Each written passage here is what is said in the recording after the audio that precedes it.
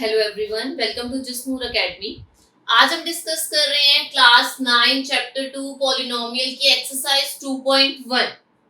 Exercise 2.1 करने से पहले आप पॉलिनोमियल की इंट्रोडक्शन की क्लास जरूर देखिएगा। उसी से ही आपके बेसिक कंसेप्ट्स क्लियर होंगे, जिससे ये एक्सरसाइज आपको ज्यादा अच्छे से क्लियर हो पाए। तो चलिए स्टार्ट करते हैं अपनी exercise 2.1। First question, which of the following expression are polynomial in one variable and which are not। आपको कुछ expressions given हैं और आपको बताना है कि इनमें से कौन कौन से expressions हैं जो कि polynomial in one variable हैं और कौन कौन से expressions हैं जो कि polynomial in one variable नहीं है। अपना सोल्यूशन करने के बाद आपको रीजन भी देना है कि आप क्यों कह रहे हैं कि ये polynomial in one variable है, या अगर आप कहते हैं कि ये पॉलिनोमियल इन वन वेरिएबल नहीं है तो रीजन दीजिए उस चीज के पीछे, उस आंसर के पीछे। स्टार्ट करते हैं अपने फर्स्ट पार्ट के साथ। फर्स्ट पार्ट क्या है? 4x² - 3x + 7। अगर इस एक्सप्रेशन में हम वेरिएबल की बात करें तो वेरिएबल क्या है? x। क्योंकि एक ही वेरिएबल यूज हो रहा है तो यस, वेरिएबल तो सिंगल है, वन वेरिएबल है।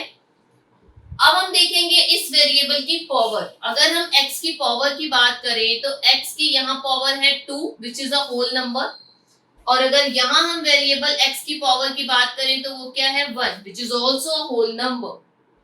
हमने जब इंट्रोडक्शन की क्लास डिस्कस की थी तो उसमें हमने ये चीज डिस्कस की थी कि किसी भी पॉलिनोमियल के लिए ये बहुत जरूरी है कि उसके वेरिएबल की जो पावर है, एक्सपोनेंट है, वो एक होल नंबर होनी चाहिए। अगर वो होल नंबर नहीं है तो आप उस एक्सप्रेशन को पॉलिनोमियल नहीं कह सकते, क्योंकि यहाँ हमारे पास जो वेरिएबल था उसकी पावर होल नंबर्स में है, इसलिए इसको पॉलिनोमियल इन वन वेरिएबल कहा जा सकता है। अब हमें ये तो पता चल गया कि yes it is a polynomial in one variable. अब इसे आप एग्जैक्टली लिखेंगे कैसे? आप इसे जब लिखेंगे तो आप क्या टर्म्स यूज करेंगे? सबसे पहले आप लिखेंगे वन वेरिएबल, एक ही वेरिएबल यूज हो रहा है, one variable is involve in the expression which is, कौन सा है? x। Therefore, it is a polynomial in one variable। Second part, y variable है जिसकी पावर एक होल नंबर है, राइट? तो yes, one variable is involved in the expression which is y। Therefore, it is a polynomial in one variable y, which is y। यहाँ पर क्या है? Variable x।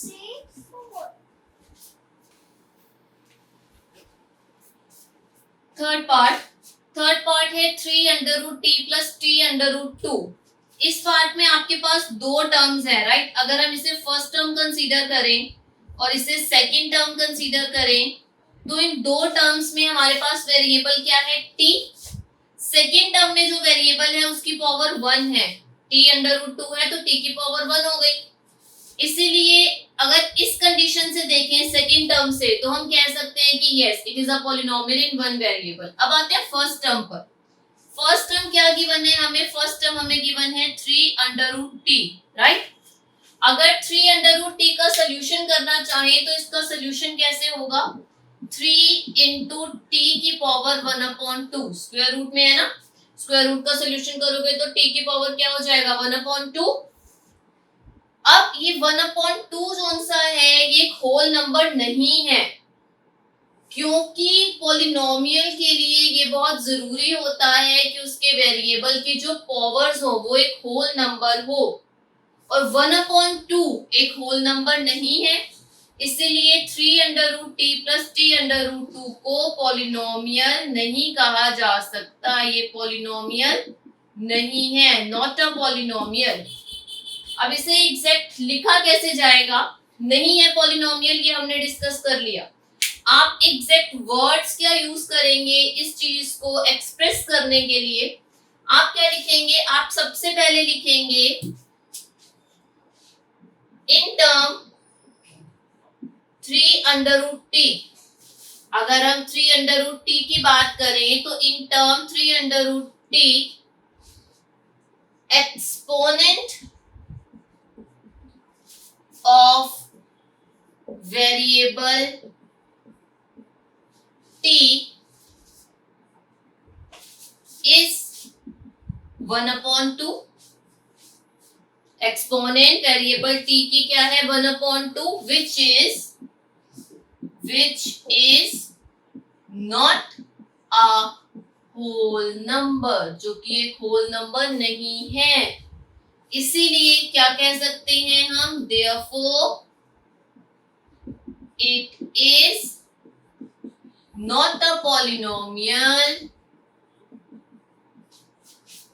in one variable। इसीलिए इसे polynomial in one variable नहीं कहा जा सकता। ये नोट कर लीजिए, फिर फोर्थ पार्ट डिस्कस करते हैं।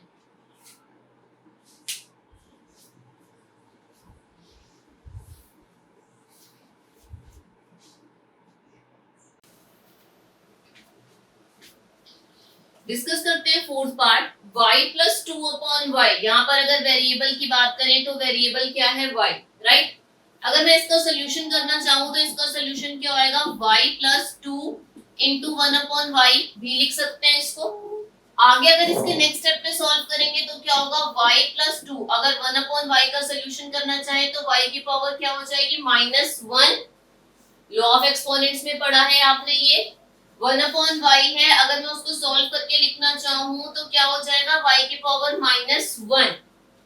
अब वेरिएबल है y जिसकी पावर आ गई -1, जो कि एक होल नंबर नहीं होता, इसीलिए इस एक्सप्रेशन को पॉलिनोमियल इन वन वेरिएबल नहीं कहा जा सकता। आप कैसे लिखेंगे इसे, आप लिखेंगे इसे इन टर्म 2/y, यहाँ दो टर्म है, एक y है एक 2/y है, एक्सपोनेंट ऑफ, अगर हम टर्म 2/y की बात करें तो exponent of y is -1। y का एक्सपोनेंट क्या है -1, पावर क्या है y की -1, which is not a whole number, जो कि एक होल नंबर नहीं होता। Therefore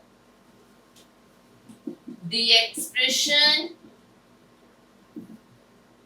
y + 2/y is not a polynomial in one variable। Fifth part discuss करते हैं, x की पावर 10, y की पावर 3, t की पावर 50। यहाँ तो वेरिएबल ही 3 आ गए। इस कंडीशन में तो 3 वेरिएबल हैं, x, y और t। हमें कैसे पॉलिनोमियल की बात करनी है यहाँ पर, जिसमें सिंगल वेरिएबल हो, वन वेरिएबल हो, क्योंकि इस एक्सप्रेशन में 3 वेरिएबल हैं, इसीलिए इसको ऐसा एक्सप्रेशन नहीं कहा जा सकता जो कि पॉलिनोमियल इन वन वेरिएबल है। सिंपल कैसे मेंशन कर देंगे आप इसको, in this expression we have 3 variable. कौन कौन से variable, x, y and t। therefore it is not a polynomial in one variable। इसी के साथ ही हमारा फर्स्ट पार्ट जो है वो कंप्लीट होता है एक्सरसाइज 2.1 का। इसे नोट कर लीजिए, फिर सेकंड पार्ट डिस्कस करते हैं।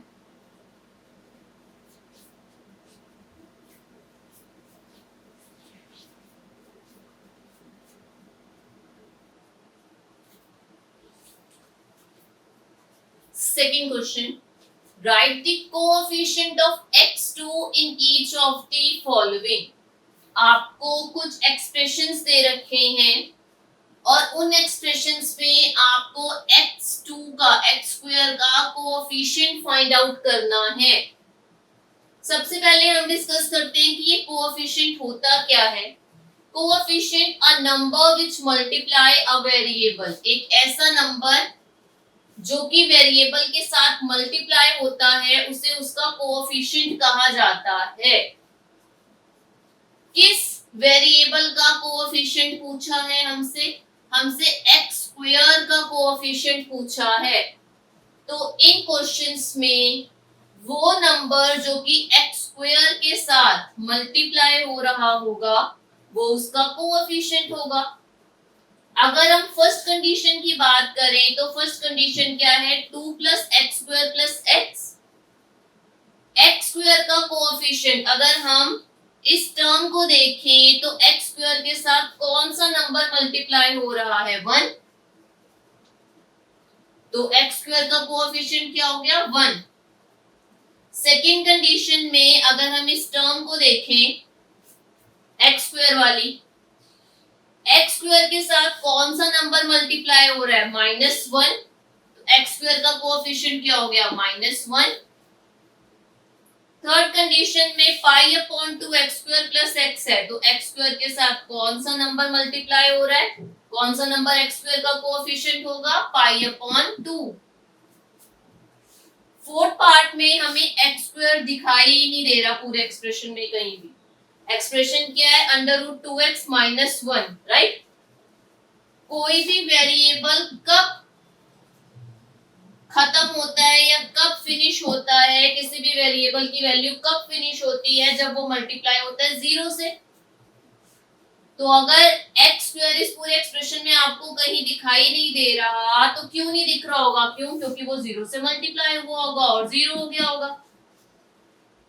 क्योंकि इस एक्सप्रेशन में आपको एक्स स्क्वायर नहीं दिख रहा और आपको एक्स स्क्वायर का कोएफिशिएंट बताना है, तो एक्स स्क्वायर का कोएफिशिएंट 0 था जिसने एक्स स्क्वायर को 0 कर दिया। नोट कर लीजिए ये सारे, फिर डिस्कस करते हैं थर्ड क्वेश्चन।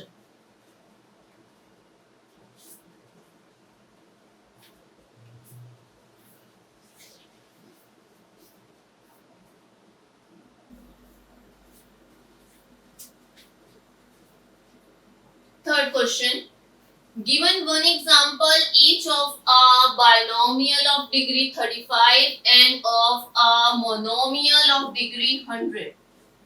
आपको दोनों का एक एक एग्जांपल देना है। एक ऐसा बाइनोमियल लिखना है जिसकी डिग्री 35 हो और एक ऐसा मोनोमियल लिखना है जिसकी डिग्री कितनी हो, 100। सबसे पहले डिटेल में डिस्कस करते हैं कि अगर हमें एक ऐसा बाइनोमियल लिखना है जिसकी डिग्री 35 हो तो क्या क्या कंडीशन होनी चाहिए। सबसे पहले तो एक ऐसा पॉलिनोमियल होगा वो जिसमें 2 टर्म्स होंगी। बाइनोमियल मींस 2 टर्म्स, और उसकी हाईएस्ट डिग्री क्या होगी, हाईएस्ट डिग्री उन्होंने हमें कितनी बोली है, 35। तो ऐसा पॉलिनोमियल आपको लिखना है जिसमें सिर्फ 2 ही टर्म्स हो और जिसकी हाईएस्ट डिग्री 35 हो। तो ऐसा पॉलिनोमियल अगर हम बनाना चाहें तो कैसे बनेगा, हाईएस्ट डिग्री कितनी है, 35, x की पावर 35 प्लस x की पावर 34। हमें सिर्फ 2 टर्म्स ही चाहिए हैं, सिर्फ 2 टर्म्स ही चाहिए। बाइनोमियल बनाना है तो x की पावर 35 प्लस x की पावर 34। ये एक ऐसा पॉलिनोमियल बन गया जिसमें सिर्फ 2 टर्म्स हैं और इसकी डिग्री कितनी है, 35। नेक्स्ट पार्ट देखिए, हमें मोनोमियल बनाना है जिसकी डिग्री 100 हो। मोनोमियल, मोनोमियल्स में कितने टर्म्स होते हैं? One term. तो आपको एक ऐसा पॉलिनोमियल बनाना है जिसमें सिर्फ एक ही टर्म हो। मोनोमियल मींस ऐसा पॉलिनोमियल हैविंग वन टर्म, सिर्फ एक ही टर्म हो, और उसकी हाईएस्ट डिग्री क्या होगी? हाईएस्ट डिग्री होगी 100। अगर हम ऐसा पॉलिनोमियल बनाना चाहें जिसमें सिर्फ एक ही टर्म हो, जिसकी हाईएस्ट डिग्री 100 हो, तो कैसे बनेगा? x की पावर 100। ये बन गया एक ऐसा पॉलिनोमियल जिसमें सिर्फ एक ही टर्म है और जिसकी हाईएस्ट डिग्री क्या है? 100। नोट कर लीजिए, फिर फोर्थ क्वेश्चन डिस्कस करते हैं।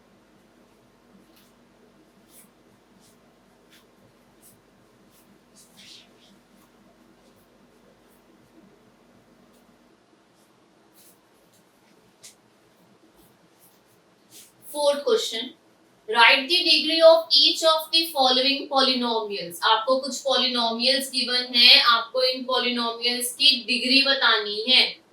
तो सबसे पहले डिस्कस कर लेते हैं कि डिग्री होती क्या है।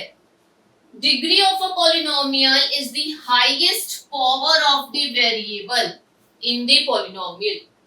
किसी भी पॉलिनोमियल में जो वेरिएबल यूज किया जा रहा है, उस वेरिएबल की जो हाईएस्ट पावर होगी, हाईएस्ट एक्सपोनेंट होगा, उसे ही उस पॉलिनोमियल की डिग्री कहा जाता है। अगर हम फर्स्ट पार्ट की बात करें यहाँ, तो फर्स्ट एक्सप्रेशन क्या है हमारे पास? 5x cube plus 4x square plus 7x। अगर वेरिएबल देखें तो इसका वेरिएबल क्या है? x। x की हाईएस्ट पावर क्या है? x की हाईएस्ट पावर है 3।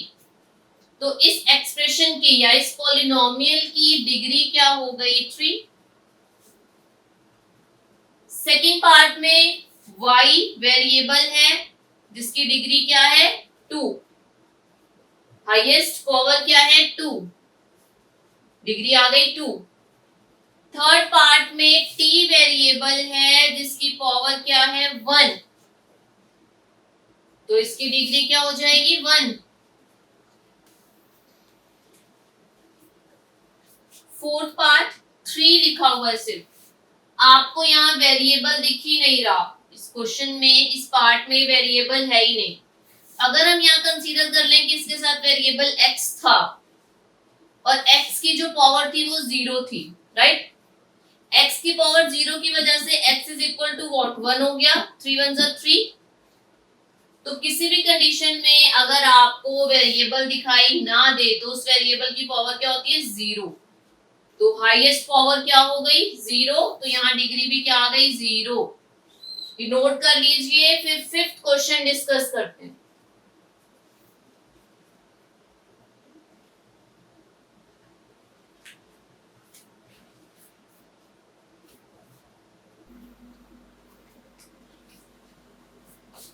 Fifth question, classify the following as linear, quadratic और क्यूबिक पॉलिनोमियल। आपको कुछ पॉलिनोमियल्स गिवन है, आपको बताना है कि इसमें से कौन कौन से पॉलिनोमियल्स कौन से हैं वो लीनियर हैं, कौन से क्वाड्रेटिक हैं और कौन से क्यूबिक हैं।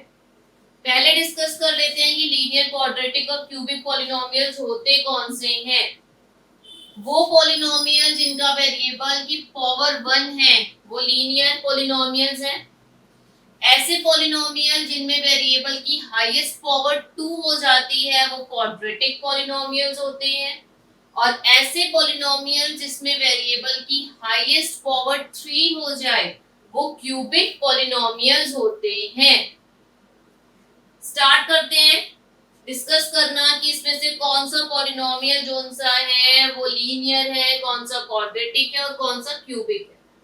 अगर हम फर्स्ट पार्ट की बात करें तो x वेरिएबल है जिसकी हाईएस्ट पावर क्या है? 2। तो ये कौन सा पॉलिनोमियल होगा? ये होगा क्वाड्रेटिक, राइट? सेकेंड पार्ट में x वेरिएबल है जिसकी हाईएस्ट पावर 3 है, तो ये क्यूबिक पॉलिनोमियल हो गया। थर्ड पार्ट में y वेरिएबल है जिसकी हाईएस्ट पावर 2 है, तो ये कौन सा पॉलिनोमियल होगा? Quadratic polynomial. फोर्थ पार्ट में x वेरिएबल है जिसकी हाईएस्ट पावर 1 है, तो ये कौन सा पॉलिनोमियल होगा? लीनियर। फिफ्थ पार्ट में t वेरिएबल है जिसकी हाईएस्ट पावर 1 है या जिसकी पावर 1 है, तो ये कौन सा पॉलिनोमियल हो गया? लीनियर। r वेरिएबल जिसकी पावर क्या है? 2, तो कौन सा पॉलिनोमियल है? क्वाड्रेटिक।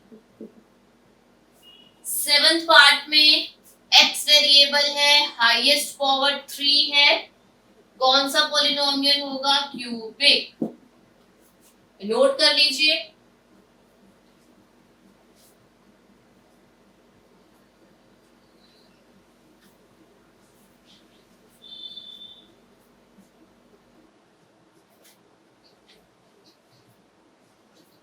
इसी के साथ ही आज की हमारी पॉलिनोमियल चैप्टर की एक्सरसाइज 2.1 कंप्लीट होती है। अगर क्लास अच्छी लगी है तो प्लीज क्लास को लाइक कीजिए, शेयर कीजिए। नेक्स्ट क्लास में हम डिस्कस करेंगे एक्सरसाइज 2.2 पॉलिनोमियल चैप्टर की। मिलते हैं नेक्स्ट क्लास में। Thank you.